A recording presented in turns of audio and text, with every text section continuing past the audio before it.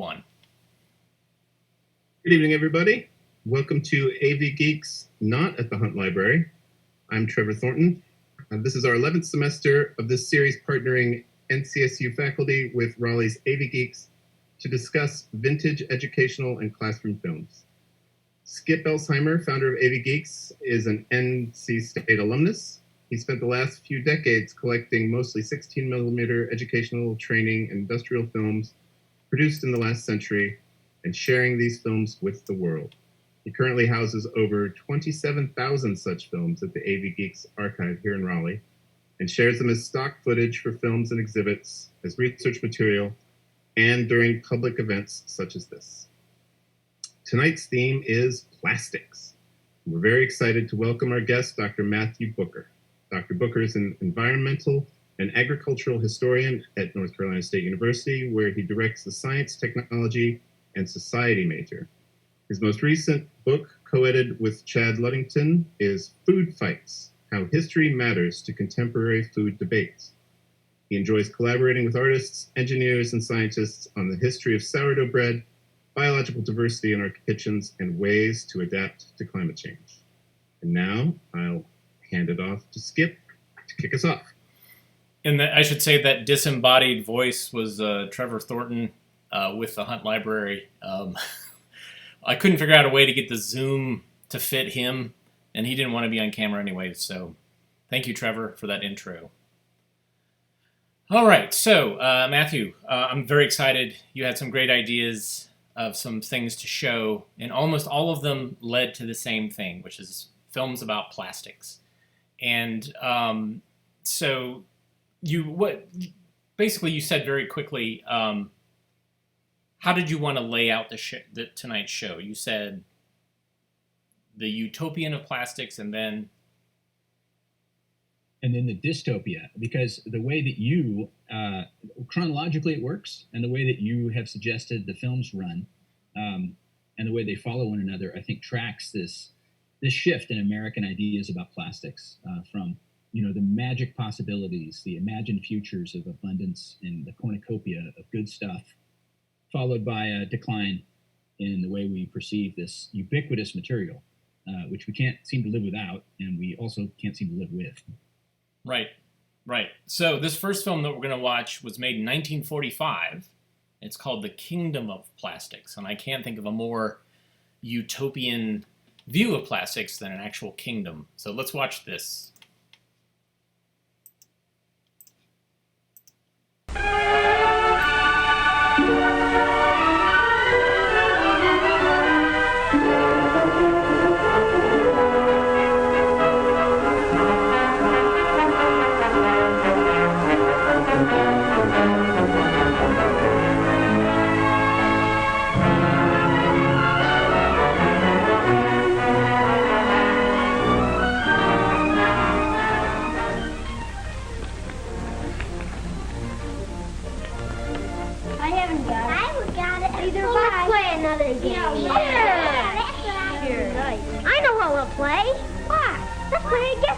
Oh, that'll be swell. How do you play it? Well, in this game, you gotta have a blindfold. Well, I know. Daddy, can I have your handkerchief, huh, please? Why, sure. And tie around my head, too, will you? I'll bet I can guess what you're getting ready to do. Oh, I bet you can. Well, you just give me one guess. Okay. You're getting ready to play blind man's bluff. That's not it. This is a guessing game. And you're going to be the one that does the guessing, huh? That's right. Okay.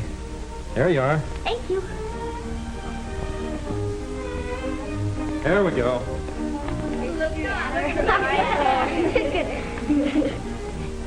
Are you real sure you can't see anything? Of course not, silly. All right, now start guessing. Heavy, heavy hangs over thy head. Go on, guess. Does it belong to the animal kingdom? No. The vegetable kingdom? No. It's just gotta belong to the mineral kingdom.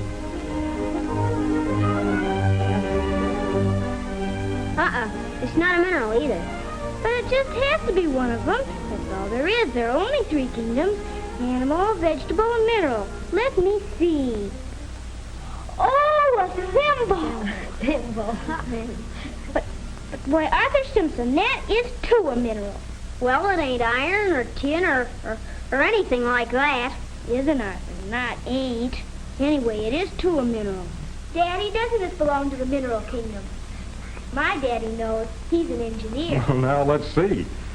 Animal, vegetable, or mineral? I hadn't thought of that before. Maybe this little thimble belongs to a kingdom all of its own. The fourth kingdom. The kingdom of plastics. Plastics?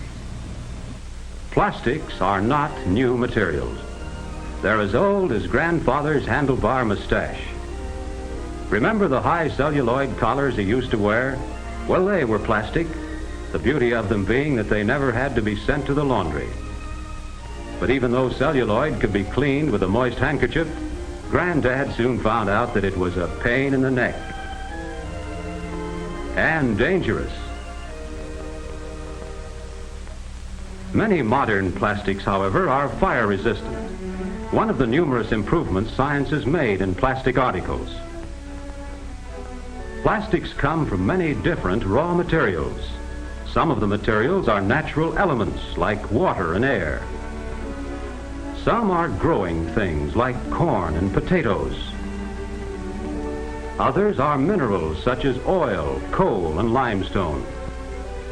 From these various raw materials, chemists derive many different chemicals, which, when combined properly, will form plastics.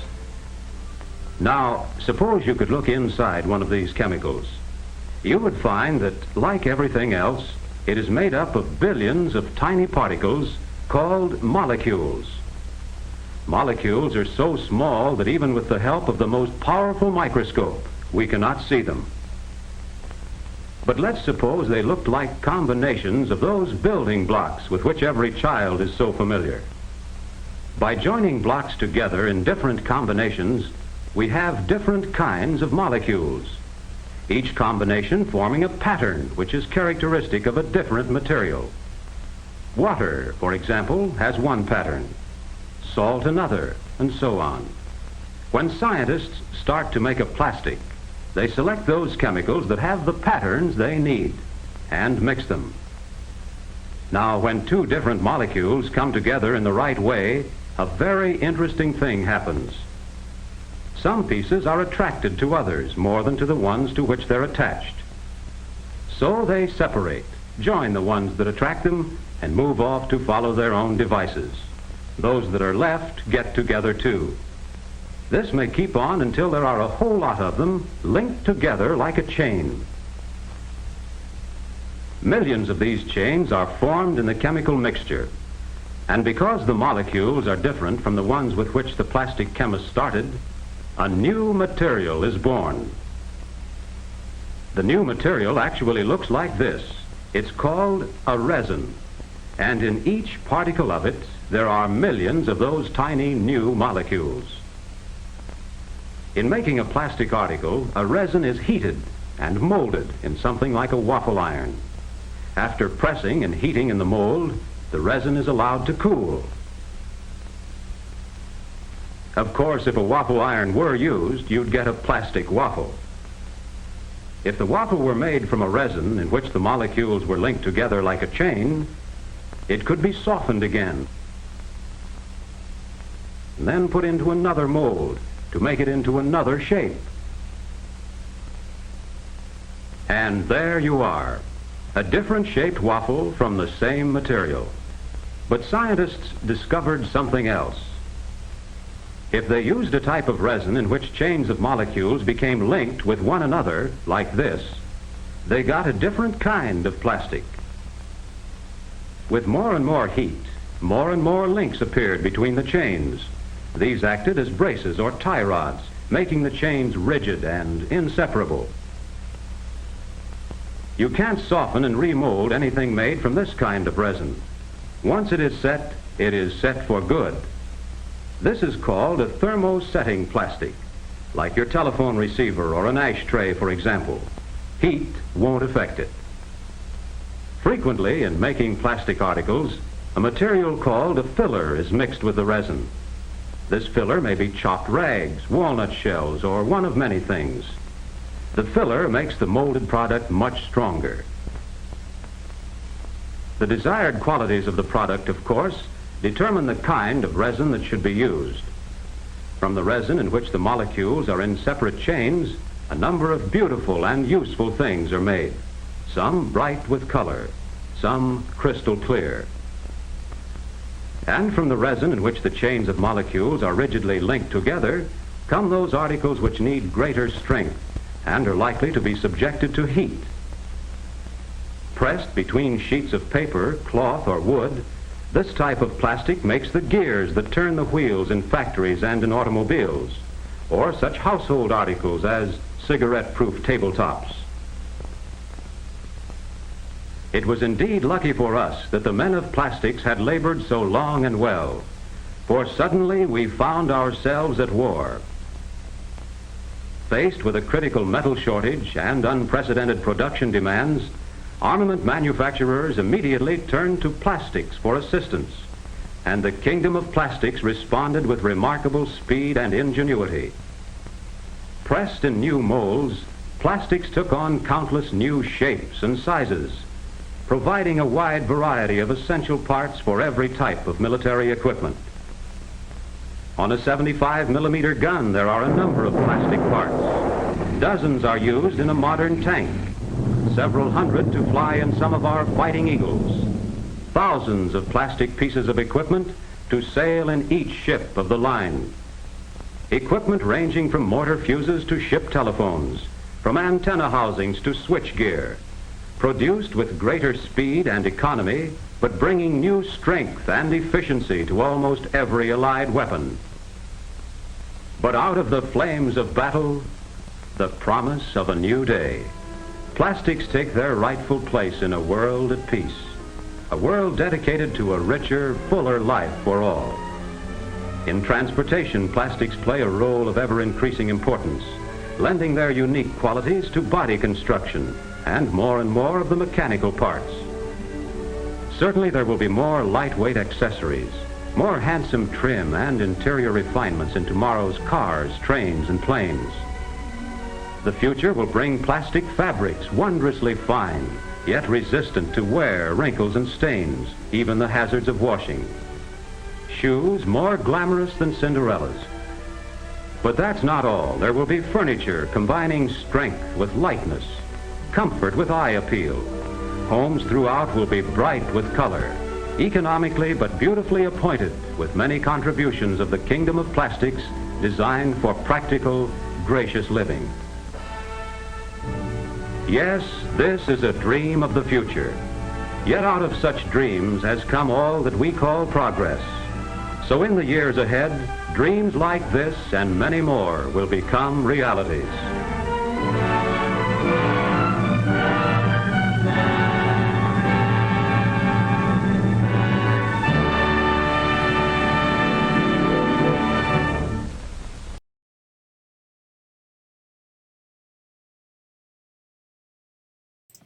All right, we're back. Wow, Matthew. What can you tell me about this film? This is such a fabulous, so much good stuff in here, right? As with all of your films, Skip. One thing that jumps out to me is the year, 1945. It's a key moment, actually, in the story of plastics, because as the film alludes to, World War II is transformative, as it is in so many aspects of American life, American culture, American material culture. World War II pushes the American plastics industry to innovate in all sorts of ways and to come up with new products. And there's this kind of cornucopia element to this film, right? You get this kingdom of plastics emerging. Some of it's wartime stuff. You wrap guns in plastic film instead of greasing them up. Grease gets hard at high altitudes. Plastics don't. So you have all these new uses that plastics take on during the war years. And then the plastics industry really hopes to transform the home, the American home, as this film, sort of thumps us in the head with. It's going to make it beautiful and colorful. And it's going to replace, of course, other materials. That's the implicit piece here, right? We're going to replace cotton, and we're going to replace silk, and we're going to replace leather. All sorts of things can go, wood we can send those things away, those old texts, and bring in the kingdom of plastics. There's one line that I absolutely love. It's the last line in the film, read in this fabulous voice. I actually wrote it down here. Yes, this is a dream of the future. Yet out of such dreams has come all that we call progress. So in the years ahead, dreams like this and many more will become realities. That's it, right? That's the plastic utopianism of 1945. Nice. Yeah, I mean, from a film collector standpoint and as someone who knows about the history of actual motion picture film, there was a transition. Plastic was originally made, the base was actually made from cellulose. It was a nitrate cellulose, which was beautiful and clear, but it was also incredibly flammable. And then they transitioned over into acetate, and now they're actually using polyester. So there was this transition. Plastic wasn't always petroleum. It was actually some other things. And you were telling me a little bit about the history of the different, what plastic was made out of at different times. Right. I think, it's so interesting, right, that the very medium we are using, that your films themselves are one of the part of the kingdom of plastics. Oh yeah. And as you point out, it's the evolution as well, right? It's that plastics evolve over time, increasingly moving towards synthetic materials and towards petroleum-based materials. Fortunately, there are plastics historians out there. You cannot keep a good historian down. And Jeffrey Michael, who wrote American Plastic: A Cultural History in 1995, was useful to me in doing some research. And that's one of the points that he makes, this evolution in celluloid and in the use of increasingly sophisticated and synthetic forms of plastic for the film industry, which is, to me, one of the great industries of the 20th century, right? And it's closely connected to the story of plastic. Excellent. I have to apologize to people who are watching this. So Zoom occasionally flickers and flashes, and I've been trying to figure out a way to squelch it without losing us. But let me go ahead and set up the next film. It is actually a series of TV commercials, and these are commercials that were meant to get the housewife to use plastic to cover food. And much of the plastic, the first two commercials are plastic that is meant to be used once and thrown away, and then the other ones are Tupperware, which you probably all know about. So here are some TV commercials from the 60s and 70s with various plastic food covering things. Marge, there's a special on lettuce. I got you 8 heads. Handy Wrap handles easier. Mom, the party's been switched to Saturday. Can you save the brownies? Clings better. I had a big lunch, hon. I think I'll skip dinner. Wraps tighter. Brought you something good to eat. 2 live lobsters. Keeps food fresher. Priced right, too. Handy Wrap. When you're wrapping for keeps. For the juiciest roasts and poultry, or yummy chops there are lots of. Put what you like in see-through reveal and take out something you love. Starting now, you'll roast the juiciest, most flavorful meats in the see-through roasting wrap Reveal with Sure Seal strips.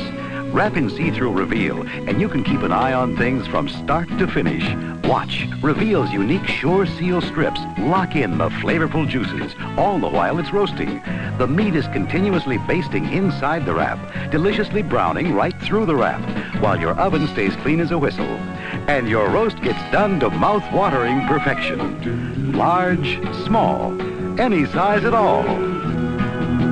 Put what you like in see-through reveal and take out something you love. Put what you like in see-through reveal and take out something you love. It's Tupperware's 10th birthday, and you're getting the present. This is it. If you go to a Tupperware party between now and May 6th, as one of the first 12 guests, you'll receive a lovely costume pin by Volupte. Or, as a hostess, a beautiful Volupte compact, plus the regular hostess gift. Call your Tupperware dealer or find Tupperware in the yellow pages under housewares or plastics. Or write Tupperware, Orlando, Florida, so you can help celebrate our birthday by accepting a lovely gift. This is Tupperware, the airtight plastic containers that keep good foods fresher, longer. Here's how. Put in the food, put on the patented Tupperware seal, then press down the center of the seal and lift a little at one side. Hear that whisper? That's Tupperware's airtight promise to keep foods flavor fresh. Tupperware comes in all shapes, all sizes. You can freeze it, stack it, any which way. It won't leak or spill. Tupperware keeps aroma and flavor locked in. And because you can see what's inside, no more forgotten leftovers, just good, fresh planovers. The one way to buy Tupperware is a fun way. At a Tupperware home party, where you can see it demonstrated and order the Tupperware you need in fresh sun, sea, and sky colors. To find out about Tupperware parties, look in the yellow pages under housewares or plastics, or write to Tupperware, Orlando, Florida. Stay tuned because later on we'll show you a beautiful gift that can be yours if you go to or have a Tupperware party between now and May 6th. Now let's go to a little town in New Jersey where things are really popping. Yes, there's a party going on at Mrs. Betty Martin's house. It's a Tupperware party, and it's really fun. The girls get together and meet their old friends and make some new ones. Then there's a demonstration by one of the Tupperware dealers who lives in your community. Watch her show the way to use Tupperware's patented seal. See? You put the seal on tight, then press down the center and lift the seal a bit at one side. Hear that? That's Tupperware's airtight promise to lock in flavor and lock out air. So salads keep their, and gelatin desserts keep their. Since Tupperware can't spill or leak, you can store it any which way in your freezer or refrigerator. Plan to have or attend a Tupperware party soon. Just look in the yellow pages under housewares or plastics for your nearest Tupperware distributor, or write Tupperware, Orlando, Florida. Every hostess receives a valuable gift from Tupperware, and between now and May 6th, both hostess and guest can receive an extra special gift. We'll unwrap the package later on, so stay tuned.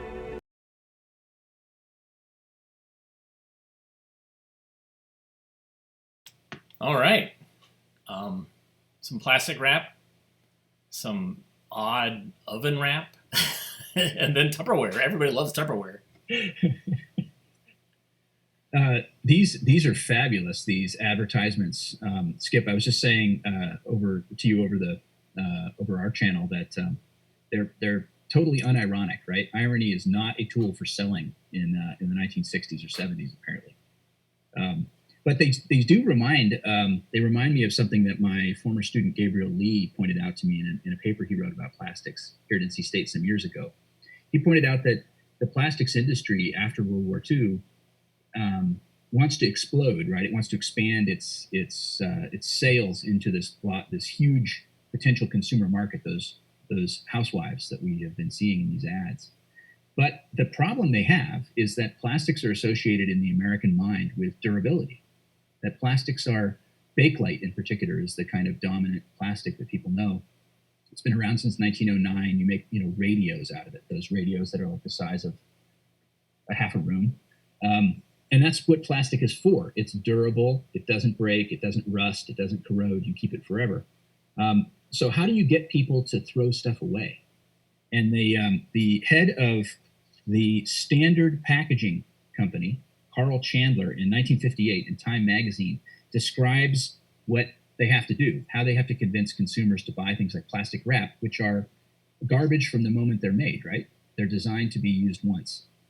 He said in Time magazine, everything that we make is thrown away immediately. This was like a good thing. So how do you convince people to move from plastic as a better version of metal or wood to plastic as something that goes directly into the trash and that's a positive good? It wasn't easy. You actually have to make advertisements like this. I thought that was one of the most interesting things things about this. There's a reason why these companies have to push people to buy products that now I think are ubiquitous. You have to make an effort not to use plastic film in American kitchens, right? Or plastic forks, or plastic straws, or plastic bags, or plastic. The default. Yeah. Right. And especially now in the time of COVID, like plastic is having a moment right now. It's just cluttering up.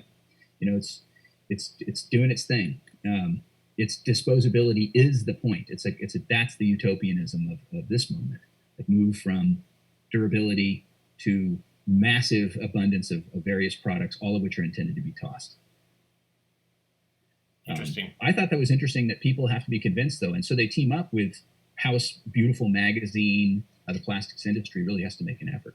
It's a cool story. Yeah, there's, I was mentioning to you while we were watching the commercials that a lot of films I have in dealing with garbage, like household garbage, there is no like hefty trash bag. It's basically you wrap things up in newspaper, or you have a dustbin and then that goes in. There's no trash bag. That's a thing that came into being in my lifetime. Like I remember us, wrapping trash, and then it's like, oh, there's this magical new thing that Glad has made that allows us to put things in a plastic bag that we purchased and immediately throw away. Right. It's born to die. Yeah. And the thing, Skip, is it's really great you put that in the frame of a human lifetime, of your human lifetime. Because if you think to 1945, if you're a person in middle age, let's say, if you were born early in the century or just before in the late 19th century, you grew up in a moment when garbage was actually a positive. It was a valued commodity, depending on what the item was. A lot of food scraps would be fed to animals, even within cities. Cities were just kind of ending the organic city phase, in which pigs would be in the street eating that stuff. Horse manure, which was the great motive technology of 19th century cities. People paid to come get your poop from your house, from your cistern, from your night soil, as they called it. And then they would sell that to farmers, right? So all that stuff that just goes away, like that's the great glory of the 20th century, is the invention of away, right? Your plastic bag, your poop, where does it go? It goes away. And that's the only way we can possibly make it, right? Is just to have it away. Nice. Nice. So, all right. So this next film was made in the 70s. Let me see, what year was it? It was 1973. There's no narration to it. And I like this because it is a filmmaker's take on the versatility of plastic, how plastics are used, how plastic products are manufactured, how it's used in art, and then what is the end result. And it has this amazing electronic soundtrack to it. So this is Plastics.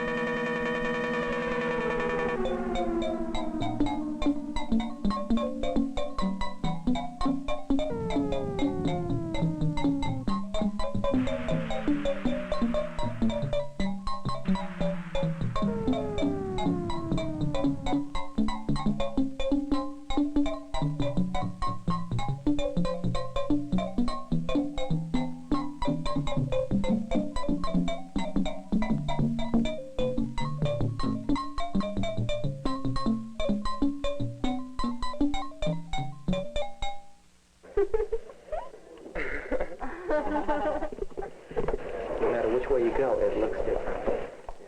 It looks like it's from space.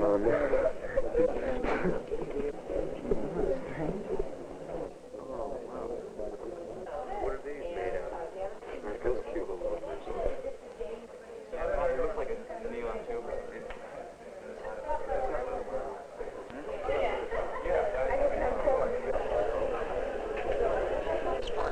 Color, it's beautiful.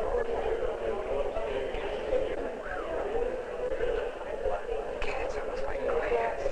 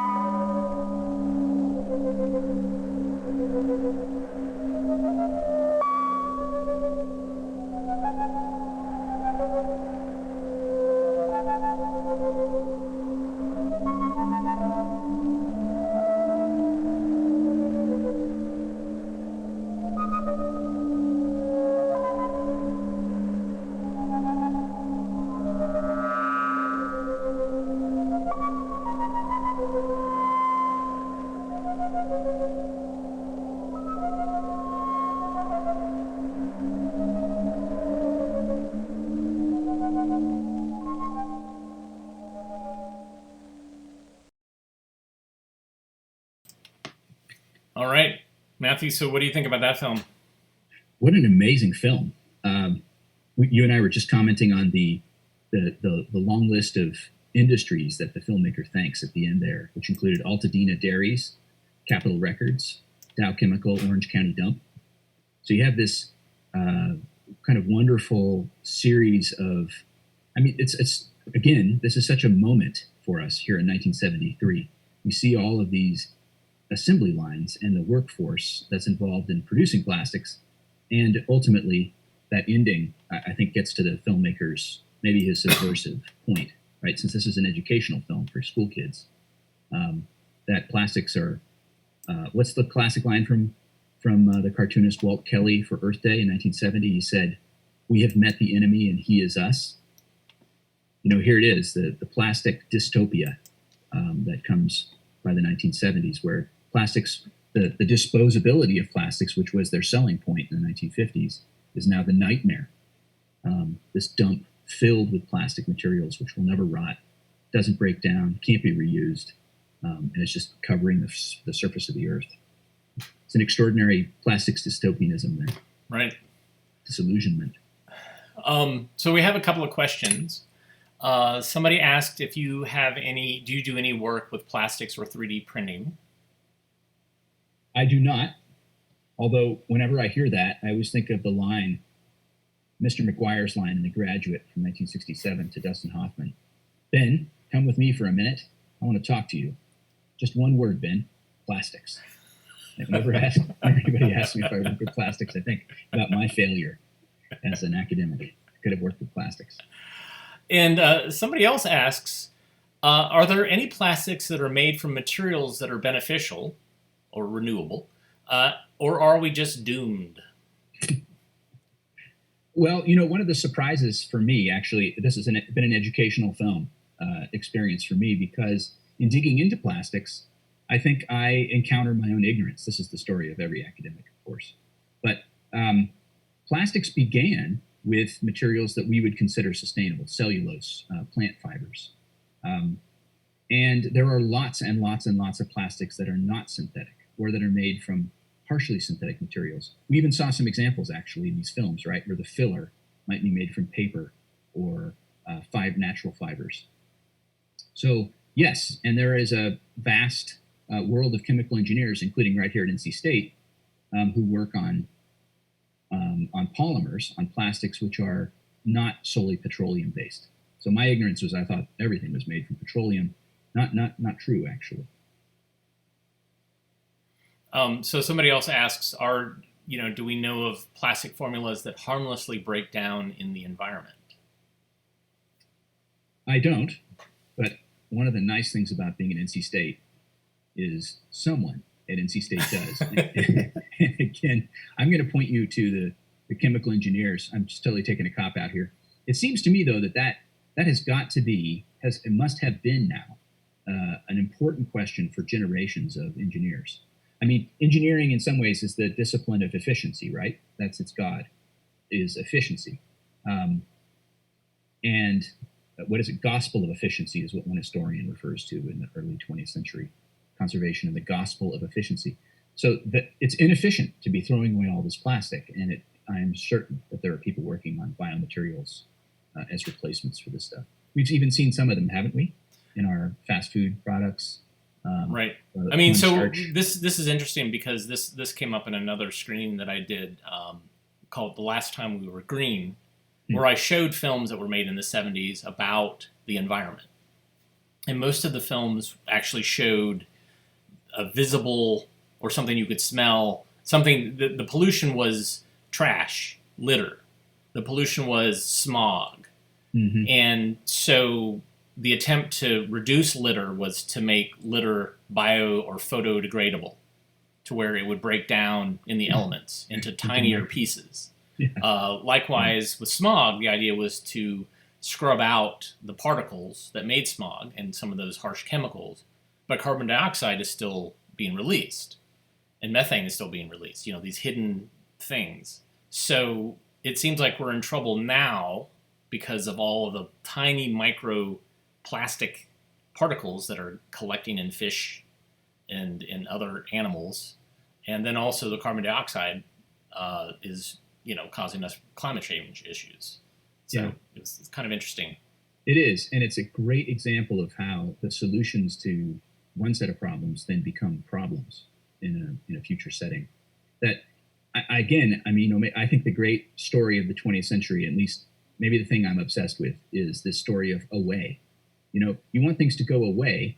In 1975, that might mean make the smog invisible, right? Not stop killing us with elements of the materials in that smog, but make it so we can't see it, or remove only the heavy particles that we know lodge in lungs without dealing with what turned out to be just as big a problem, the problem of carbon dioxide from emissions.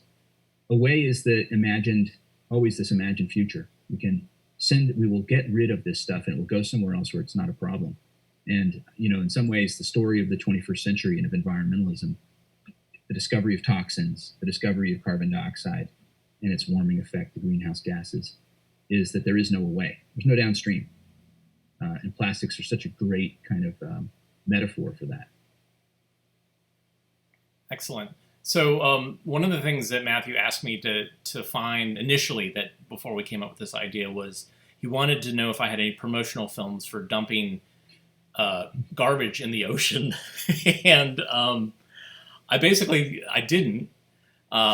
But I also then kind of followed up with this idea that, well, you didn't really have to promote it because that's what everybody was doing, was just basically dumping trash in the ocean because it was easy, cheap, free.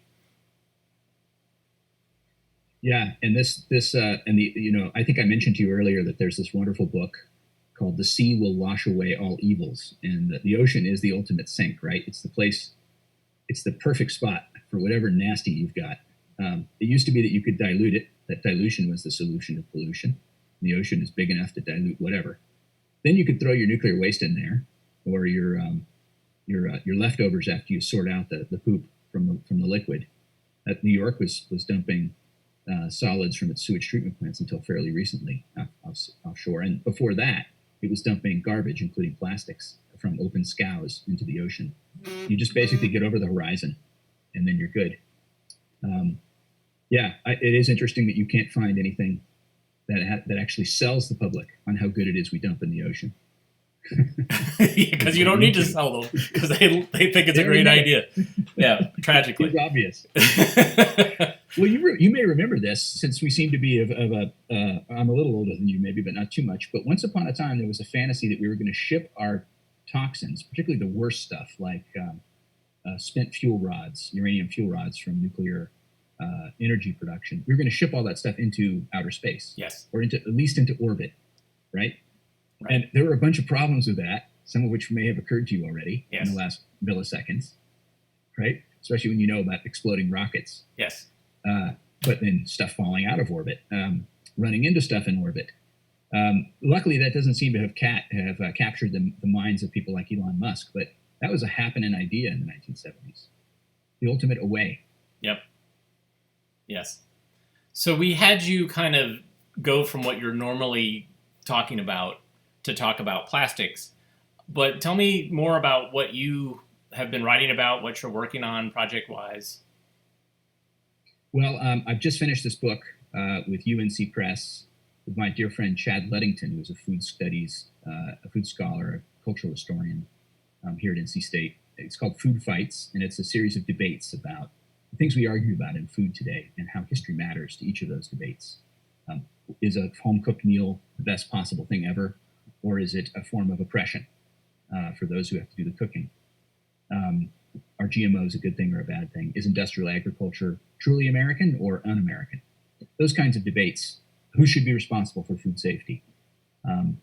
So that was a fun project and allowed me to work with lots of authors. Right now I'm working on a paper on with a friend who is a scholar of Japan, and it's about how the Japanese oyster became American. I have a thing for oysters. We could talk about that another day, Skip. Maybe we can do oyster films. All right, I got a bunch of oyster films. It's mostly not people eating them. It's mostly people harvesting them. Oh, too bad. Maybe we'll keep trying, man. All right. Well, thank you so much, Matthew. I'm going to look and see if anybody else has questions for him. Let's see.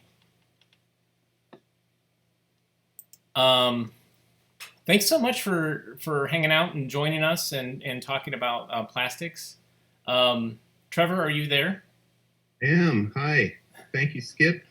Thank you, Matthew, and thank you for everybody joining us tonight. This is the third of these events that we've done virtually since the library's been closed and we've all been working from home.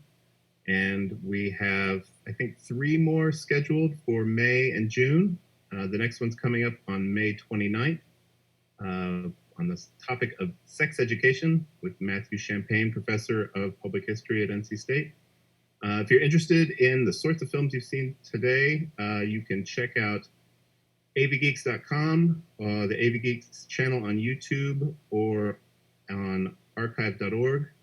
This is the time when I would normally say that we have over 200 AV Geeks compilations available at the library for you to check out.